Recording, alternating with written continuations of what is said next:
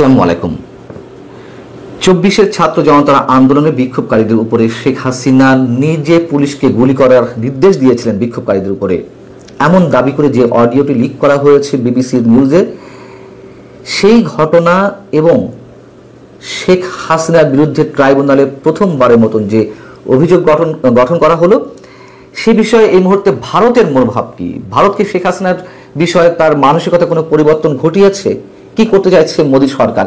এরকম প্রশ্ন নিশ্চয়ই অনেকের মনে, বিশেষ করে আওয়ামী লীগের নেতাকর্মীদের মনে এই ধরনের প্রশ্নের উদ্রেক হওয়াটাই স্বাভাবিক।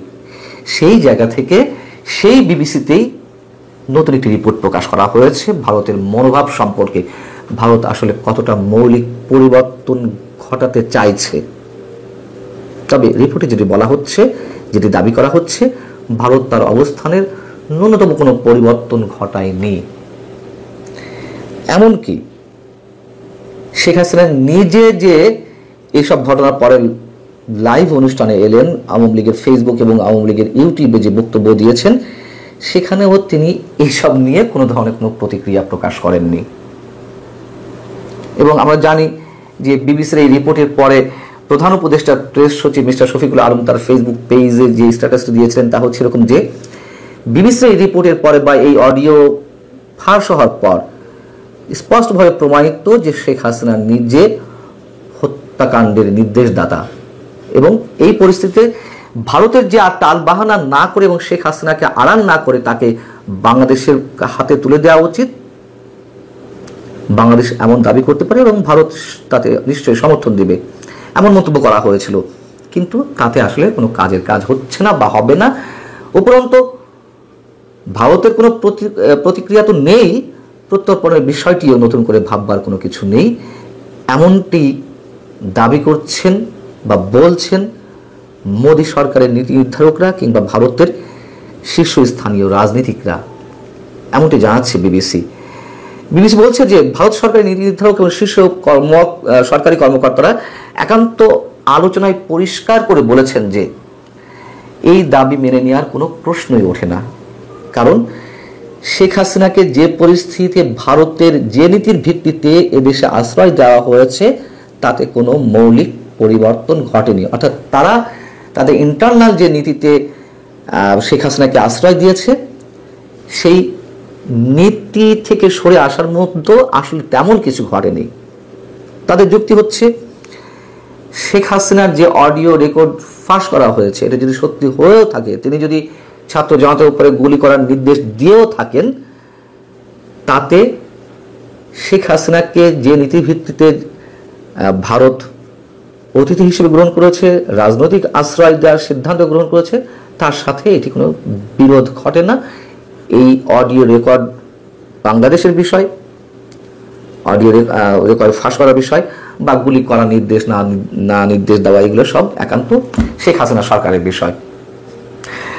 এবং তাদের দ্বিতীয় যুক্তি হচ্ছে ট্রাইব্যুনালে শেখ হাসিনা সহ আওয়ামী লীগের রাজনৈতিক নেতা কর্মীদের যাদেরকে অভিযুক্ত করার মাধ্যমে বিচার প্রক্রিয়া শুরু হয়েছে, সেটা আদৌ কতটা সুষ্ঠু এবং নিরপেক্ষ হচ্ছে তা নিয়ে যেহেতু যথেষ্ট ধরনের সংশয় রয়েছে, প্রশ্ন উঠেছে, অতএব সেটির দিকেও ভারত সরকার কর্ণপাত করছে না। বিবিসি একজন শীর্ষ কর্মকর্তার, মোদী সরকারের একজন শীর্ষ কর্মকর্তার মন্তব্য তুলে ধরেছে। এখানে বলা হচ্ছে যে আমাদের দুই দেশের মধ্যে প্রত্যর্পণ চুক্তি ঠিকই রয়েছে। এখন এক রাষ্ট্রের কোনো ব্যক্তি যদি অন্য রাষ্ট্রের রাজনৈতিক আশ্রয় নিয়ে থাকে এবং ওই রাষ্ট্র যদি তার আদালতের মাধ্যমে প্রমাণ করে যে তিনি অভিযুক্ত, তাকে ফেরত চান, সেক্ষেত্রেও ফেরত নাও দিতে পারে আশ্রয় দেওয়া রাষ্ট্রটি, যদি আশ্রয় দেওয়া রাষ্ট্রটি মনে করে যে তার বিরুদ্ধে যেই অভিযোগ উত্থাপিত হয়েছে, যেই রায় দেওয়া হয়েছে সেটি যুক্তিসঙ্গত নয়, রাজনৈতিক প্রতিহিংসা থেকে, সেক্ষেত্রে তারা তাকে ফেরত দিতে নাও পারে। এবং আরো যে বড় যুক্তি সরকারের কর্মকর্তারা, ভারত সরকারের কর্মকর্তারা তুলে ধরছেন তা হচ্ছে যেহেতু শেখ হাসিনা দীর্ঘদিন বাংলাদেশের শাসন ক্ষমতায় ছিলেন এবং তিনি ভারতের সবচেয়ে আস্থাভাজন ব্যক্তি, ভারতের পরীক্ষিত বন্ধু, তাকে ভারত বিপদের মুখে ফেলে দিতে পারে না। কেন দিবে না ভারত বিপদের মধ্যে ফেলে? কারণটি হচ্ছে বাংলাদেশ সরকারের অন্য কোনো সরকার প্রধান অথবা অন্য কোনো রাজনৈতিক দলের শীর্ষ নেতারা মনে করতে পারেন ভারতের স্বভাবই সম্ভবত এটি, যেহেতু তাদের প্রয়োজন ফুরিয়ে গেছে, এখন তারা শেখ হাসিনার সাথে যে কোনো ধরনের আচরণ করতে পারে, এই আচরণটি অন্য সবার সাথেও করতে পারে। এই জায়গা থেকে ভারত সম্পর্কে একটা ভুল মেসেজ যেতে পারে অন্য সবার মাঝে। অতএব ভারত তার জায়গা থেকে সরবে না। প্রিয় দর্শক, এই কথাটা আমি আপনাদের সামনে অসংখ্যবার যেহেতু বলেছি, সেহেতু আপনাদের মনে থাকার কথা যে সবসময় বলার চেষ্টা করেছি, ভারত আওয়ামী লীগ এবং শেখ হাসিনার জন্য যত দূর যাওয়ার প্রয়োজন তত দূর যাবে। ভারত যদি তার স্বার্থের জায়গায় দেখে যে না, অন্যের উপর আস্থা স্থাপন করা যাচ্ছে, বিশ্বাস স্থাপন করা যাচ্ছে, সেটি অন্য বিষয়। কিন্তু আপাতত শেখ হাসিনা এবং আওয়ামী লীগের জন্য যতটুকু যা করার করবে, এবং সেটি আবার প্রমাণিত হলো। এবং যারা বিভিন্ন ধরনের নীতি নৈতিকতার কথা বলছেন, আইন কানুনের কথা বলছেন, রাজনৈতিক আশ্রয় বা অতিথির কথা বলছেন, এই সব কিছু যে একেবারে বলার জন্য বলা, সেটি আবার ভারতের শীর্ষ স্থানীয় রাজনীতিবিদরা বা সরকারি পর্যায়ের শীর্ষ কর্মকর্তারা মনে করে দিচ্ছেন, নাম না প্রকাশ করার শর্তে, যে বিষয়টি আসলেই রাজনৈতিক। অর্থাৎ দুই দেশের মধ্যে যে কূটনৈতিক সম্পর্ক, রাজনৈতিক সম্পর্ক, সেই জায়গা থেকেই তারা আপাতত শেখ হাসিনার ক্ষেত্রে কোনো ধরনের কোনো মৌলিক পরিবর্তন ঘটাবে না। এবং আমাদের নিশ্চয় মনে আছে, গত মাসেই লন্ডনে চ্যাথাম হাউসে যে অনুষ্ঠানে আমাদের প্রধান উপদেষ্টা অংশ নিয়েছিলেন, সেখানে তিনি অকপটে বলেছেন নরেন্দ্র মোদীর মনোভাবের কথা। তিনি শেখ হাসিনার মুখ বন্ধ করার বিষয়ে অনুরোধ করেছিলেন। তার প্রত্যুত্তরে ভারতের প্রধানমন্ত্রী স্পষ্টভাবে বলেছিলেন যে সোশ্যাল মিডিয়ার এই যুগে আমরা কারো খোলা মুখ বন্ধ করতে পারি না। অতএব সেই অবস্থানেই ভারত এখনো পর্যন্ত রয়েছে। এখন কথা হচ্ছে যে মাঝে তো আমরা শুনেছিলাম যে ভারত বাংলাদেশের বর্তমান অন্তর্বর্তী সরকারের সঙ্গে সম্পর্ক উন্নয়ন ঘটাতে চায়। আমরা জানি যে কদিন আগে ভারত নিযুক্ত আমাদের যে হাই কমিশনার, তিনি পশ্চিমবঙ্গের মুখ্যমন্ত্রী মমতা ব্যানার্জির সঙ্গে দেখা করেছেন, সাক্ষাৎ করেছেন। আবার এদিকে ভারতের কেন্দ্রীয় সরকারের পররাষ্ট্র মন্ত্রণালয়ের স্ট্যান্ডিং কমিটির বৈঠকে কমিটির সভাপতি, যিনি কংগ্রেসের অন্যতম শীর্ষ নেতা শশী থারুর, তার সভাপতিত্বে যে বৈঠক অনুষ্ঠিত হয়েছে, সেখানে ভারতের বর্তমান এবং সাবেক কূটনীতিবিদদের অনেকে উপস্থিত ছিলেন। তারা সবাই একটি জায়গায় এসে একমত পোষণ করেছেন যে এইভাবে প্রতিবেশী রাষ্ট্রের সঙ্গে আর সম্পর্ক কন্টিনিউ করা যায় না। কোন সম্পর্ক? যে এই সম্পর্ক তলানিতে রয়েছে। অতএব বাংলাদেশের বর্তমান অন্তর্বর্তী সরকারের সঙ্গে সম্পর্কের উন্নয়ন ঘটাতে হবে। কিন্তু পরবর্তীতে আমরা যেটা বুঝতে পারছি, ওগুলো আলোচনা করার জন্যই আলোচনা। ভারতের একাধিক শীর্ষ নেতা, সেনাপ্রধান থেকে শুরু করে বিভিন্ন পর্যায়ের কর্মকর্তাদের যে মনোভাব আমরা শুনে এসেছি, সেই জায়গাতেই ভারত রয়েছে। এবং এই যে অডিও রেকর্ড ফাঁস বিবিসিতে, সেটি সম্পর্কেও হয়তো কোনো ধরনের প্রতিক্রিয়া আসবে। সেই প্রতিক্রিয়া অবশ্যই ইতিবাচক, এটি আমরা ধরে নিতে পারি। নিশ্চয়ই ভারতের পররাষ্ট্র মন্ত্রণালয়ের মুখপাত্র রণধীর জয়সাল যে নিয়মিত কথা বলে যাচ্ছেন তাদের নিয়মিত ব্রিফিংয়ের মাধ্যমে শেখ হাসিনা বিষয়ে, সেখানেও নিশ্চয়ই এ বিষয়ে প্রশ্ন উঠবে এবং তিনি যথারীতি একই ধরনের মন্তব্য করবেন। এটুকু আমরা মোটামুটি কোনো ধরনের সন্দেহ ছাড়াই মন্তব্য করতে পারি।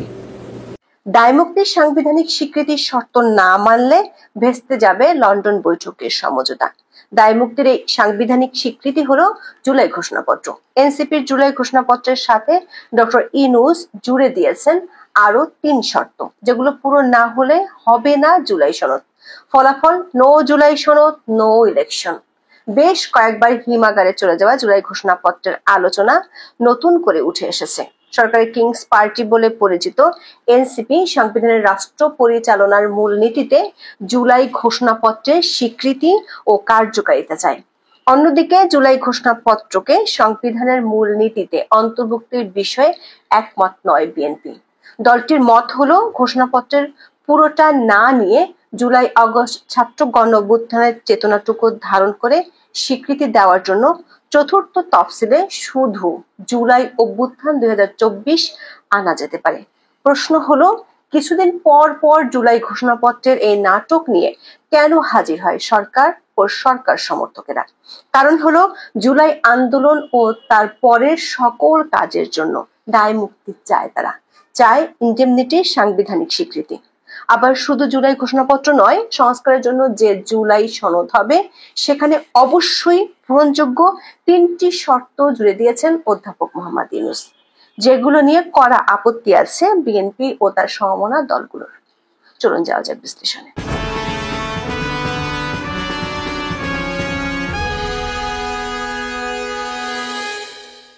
সবশেষ উপদেষ্টা আসিফ মাহমুদ বলেছেন, রাজনৈতিক দলগুলো একমত হলে 5ই আগস্ট জুলাই ঘোষণাপত্র আসতে পারে। ভিতরের খবর হলো, সেই ঐকমত্য যোজন যোজন দূরে আছে। সংবিধানের রাষ্ট্র পরিচালনার মূলনীতিতে জুলাই ঘোষণাপত্রের স্বীকৃতি ও কার্যকারিতা চায় জাতীয় নাগরিক পার্টি বা এনসিপি। এনসিপি এবং সরকার চায় সংবিধানে এমন বিধান যুক্ত করতে হবে যেখানে জুলাই আন্দোলনের আগে পরে সকল ভাঙচুর, পুলিশ হত্যা সহ সবকিছুর দায় মুক্তি দিতে হবে। সেজন্য তারা একটি নতুন সংবিধান চায়, যেখানে নতুন সংবিধানের প্রস্তাবনায় জুলাই ঘোষণাপত্র সংযুক্ত করতে হবে। কিন্তু তাতে রাজি নয় বিএনপি। প্রশ্ন হলো, এই দায় মুক্তি বিএনপিকে রাজনৈতিকভাবে কতটা সুবিধা দেবে, নাকি বঙ্গবন্ধু হত্যার ইন্ডেমনিটি অধ্যাদেশ কিংবা অপারেশন ক্লিন হার্টের মতো ঘটনাকে ইন্ডেমনিটি দেয়ার সাংবিধানিক বৈধতা দেয়ার মতো আরো একটি বিতর্কিত ঘটনার দায় বহন করতে হবে বিএনপিকে? বিএনপি আপাতত এমন দায় নিতে চায় না। দলটি মনে করে জুলাই ঘোষণাপত্রকে সংবিধানের মূলনীতিতে অন্তর্ভুক্ত করার মতো বিষয় নেই। এই বিষয়ে দলীয় স্থায়ী কমিটির সদস্য সালাউদ্দিন আহমেদ বলেছেন, ঘোষণাপত্রের পুরোটা না নিয়ে জুলাই আগস্ট ছাত্র আন্দোলনের চেতনাটুকু ধারণ করে স্বীকৃতি দেওয়ার জন্য চতুর্থ তফসিলে শুধু জুলাই অভ্যুত্থান 2024 আনা যেতে পারে। 11ই জুলাই রাজধানীর ফরেন সার্ভিস একাডেমিতে রাজনৈতিক দলগুলোর দ্বিতীয় ধাপের সংলাপের 11তম দিনের আলোচনা শেষে সাংবাদিকদের এমন কথা বলেন সালাউদ্দিন আহমেদ। কিন্তু কেন বিএনপি সংবিধানের মূলনীতিতে জুলাই ঘোষণাপত্রকে অন্তর্ভুক্ত করতে চায় না? বিএনপি নেতা সালাউদ্দিন আহমেদ বলেছেন, বাংলাদেশের সংবিধান 1972 সালের 16ই ডিসেম্বর থেকে কার্যকর হয়। তখন কিন্তু স্বাধীনতার ঘোষণাপত্রের কার্যকারিতা শেষ। সে ঘোষণাপত্র চতুর্থ তফসিলে এসে স্বীকৃতি দেওয়া হয়। প্রতিটি আইন কিন্তু সংবিধানে উল্লেখিত নয়। বলা হলো এটা তফসিলে থাকবে, এটাই লেজিটিমেসি বা বৈধতা এবং স্বীকৃতি। ঘোষণাপত্র লিটারেচার হিসেবে, ডকুমেন্টারি হিসেবে আর্কাইভে থাকবে, সংবিধানে অন্তর্ভুক্ত থাকে না। 72-এর সংবিধানের স্বাধীনতার ঘোষণাপত্রকে সংযুক্ত না করা এটা প্রমাণ করে কোন ঘোষণাপত্র সংবিধানের অংশ হয় না। ঘোষণাপত্র হলো ঘোষণাপত্র, এটার রাজনৈতিক ঐতিহাসিক গুরুত্ব থাকে, এটা আর্কাইভে থাকে, এটাকে জাতি বিভিন্ন সময় বিভিন্নভাবে উল্লেখ করে, স্মরণ করে। দর্শকের ঘোষণাপত্র নিয়ে এরই মধ্যে কয়েক দফা নাটক মঞ্চস্থ হয়েছে। গত বছরের 5ই আগস্ট শেখ হাসিনা সরকার পতনের পর বৈষম্য বিরোধী ছাত্র আন্দোলন 31শে ডিসেম্বর জুলাই প্রক্লেমেশন বা গণ অভ্যুত্থানের ঘোষণাপত্র প্রকাশ করতে চেয়েছিল। প্রথমে সরকার এই ঘোষণাপত্রের সাথে সম্পৃক্ত নয় বলেছিল, তারপর আবার নিজেরাই এ নিয়ে রাজনৈতিক দলগুলোর সাথে আলোচনা শুরু করে।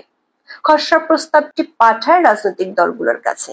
বিএনপি গত 12ই ফেব্রুয়ারি তার জবাব দেয়, কিন্তু সেটি ফেলে রাখে সরকার, সময়ক্ষেপণ করে।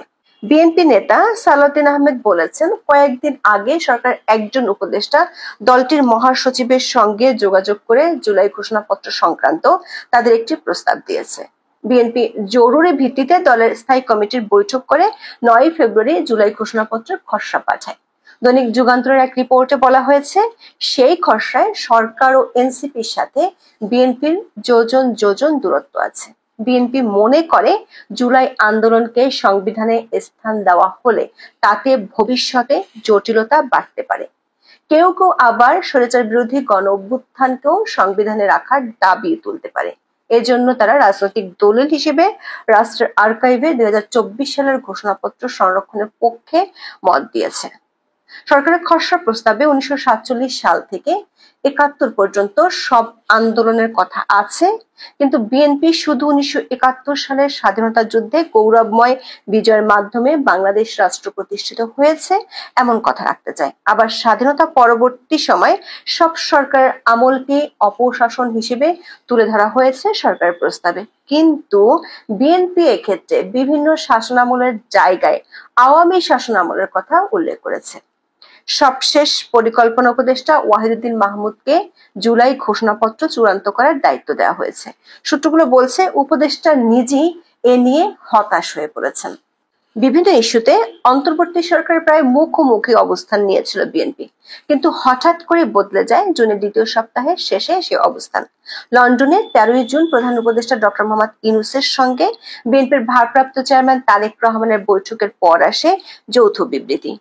এতে বেশ কিছু যদি কিন্তু রেখে আগামী রোজার আগে নির্বাচন হতে পারে বলে জানায় সরকার।